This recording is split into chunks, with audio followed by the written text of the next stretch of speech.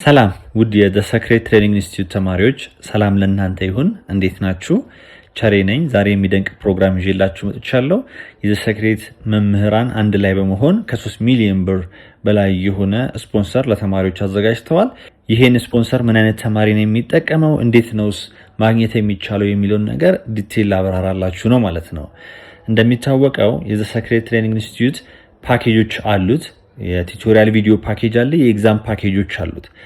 እናንተ አሁን የ12ኛ ክፍል ተማሪ ሆናችሁ በ2018 የዩኒቨርሲቲ ኢንትራንስ ኤግዛም የምትፈተኑ አቨሬጃችሁ የመጀመሪያው ሴሚስተር ሊሆን ይችላል የ12ኛ ወይም ደግሞ የ11ኛ ክፍል አቨሬጃችሁ ከ90 እና ከ90 በላይ የሆኑ ተማሪዎች ነው ይህንን ፓኬጅ የምታገኙት።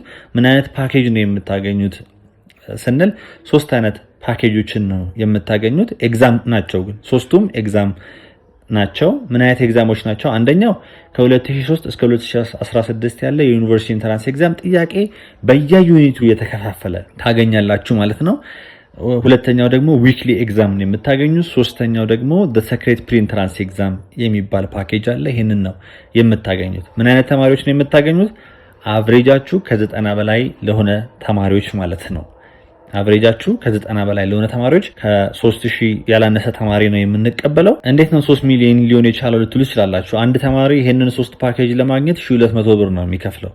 ብታባዙት ወደዛ ነው የሚመጣው ማለት ነው። አንዳንድ ተማሪ ጥያቄ ስለሚያነሳ ብዬ ነው በዚህ አጋጣሚ። ምንድነው የምናደርገው?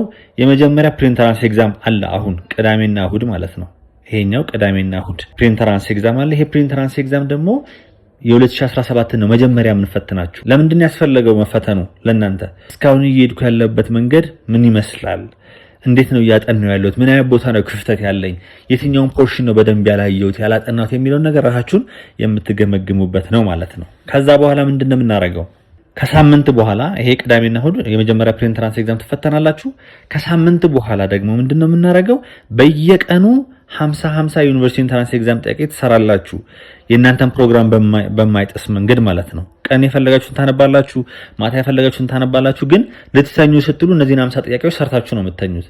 በምትሰሩበት ሰዓት ከዚህ በፊት ሰርታችሁ ደጋግማችሁ የሰራችሁ ጥያቄ ሆነ ያው ዝም ብላችሁ መልሱን አስቀምጣችሁ ቀጣይ ላይ ትሄዳላችሁ ማለት ነው። ከዛ የተሳሳችሁት ምን እንደሆነ የሚገርም ኤክስፕላኔሽን አለ። ኤክስፕላኔሽኑ ላይ አንደኛ ኪ ፖይንት አለ፣ ጥያቄውን ለመስራት ምን አይነት ኪ ፖይንት ነው የሚያስፈልገው የሚል።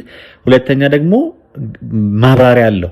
ለምሳሌ ኤ መልስ ከሆነ ኤ ለምን መልስ ሆነ፣ ጥያቄው ምንድነው፣ ሌሎቹ ለምን መልስ አልሆኑም የሚል ግልጽ ማብራሪያ አለው። ከዛ ሲቀጥል ደግሞ ሪማይንደር አለው። እንዴት አድርጋችሁ ነው ማስታወስ የምትችሉት፣ እንደዚህ አይነት ጥያቄዎችን ለመመለስ ኮንሴፕቱ እንዴት አድርገው ለማስታወስ ነው የምችለው የሚለውን ነገር እንዴት እንደምታስታውሱ የሚረዳ ፖይንት አለው ማለት ነው። ይሄንን በየቀኑ 50 ዩኒቨርሲቲ ኢንትራንስ ኤግዛም ጥያቄ ትሰራላችሁ ማለት ነው።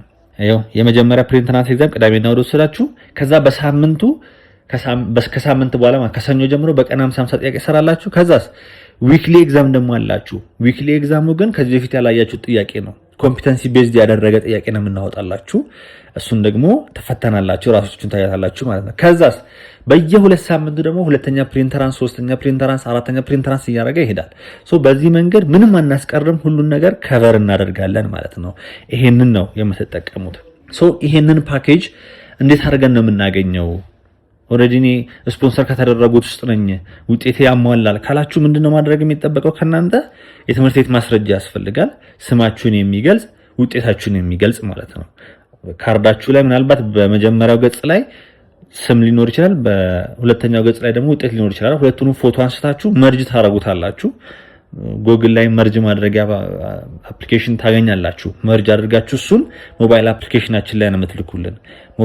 ሞባይል አፕሊኬሽናችን ዚ አካዳሚ የሚል ነው። ፕሌይ ስቶር ላይ ዚ አካዳሚ የሚለውን ዳውንሎድ ታረጋላችሁ። ከዚህ በፊት ዳውንሎድ አድርጋችሁ የነበራችሁ ደግሞ አፕዴት ታረጉታላችሁ ማለት ነው።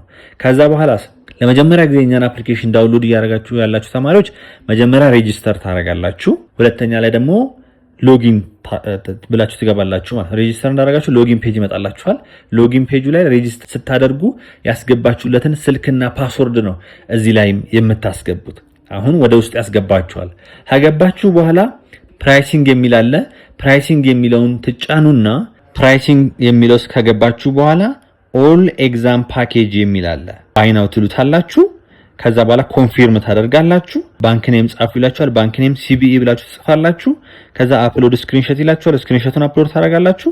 ከዛ ኦርደር ነው የምትላለች ኦርደር ነው የሚለውን ትጫናላችሁ። ከዛ በኋላ እኛን ትጠብቃላችሁ ማለት ነው። እኛ ደግሞ እንቀበላችኋለን። ከዛ በኋላ እንዴት አድርጋችሁ አክሰስ ማድረግ እንዳለባችሁ ዲቴል የሆነውን ነገር የምናሳውቃችሁ ይሆናል። አመሰግናለሁ። ፈጣሪ አእምሯችሁን ይባርክ። መልካም ጊዜ